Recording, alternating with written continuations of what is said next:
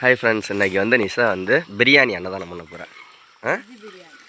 Veg biryani அன்னதானம் பண்ண போகிறேன்.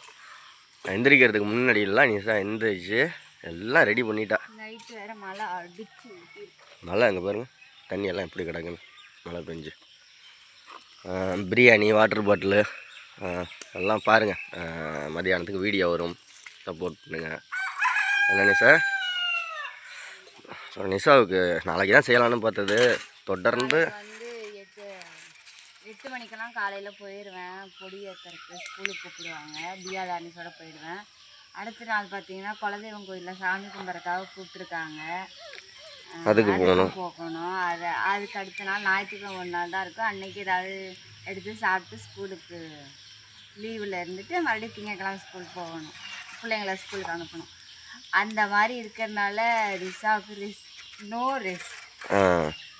அதனால் இன்றைக்கே பிரியாணியெல்லாம் செஞ்சு தொட்டுக்கடியே வெஜ்ஜு பிரியாணிக்கு தொட்டு ஆனியன் ரைத்தாவா சூப்பர் சிறப்பாக செஞ்சு விட்றலாமா இன்றைக்கி? பிள்ளைங்களை வேறு பள்ளிக்கூடம்லாம் கிளப்பி விட்டு அதுக்குள்ளேயும் நிஷாவுக்கு அந்த வேலை வந்துடும். ஆமாம், இப்போ 8 மணிக்குள்ளே எந்திரிக்கவங்களையும் 8 மணிக்குள்ளே நம்ம சாப்பாடை வந்து செஞ்சிட்டோம்னா நல்லா அரிசிலாம் போட்டு வேக வச்சு தம்மில் போட்டுட்டு அப்புறம் பிள்ளைகளை கிளப்ப ஆரம்பிச்சிடலாம். அவங்கள கிளப்பி விட்டுட்டு அதுக்கப்புறம் நம்ம சாப்பாடு கட்டி கொண்டு போய் கொடுக்க ரெடியாக இருக்கும். தம் பிரியாணி ஒரு 30-40 பிரியாணி வருமா? 30-40 பிரியாணி.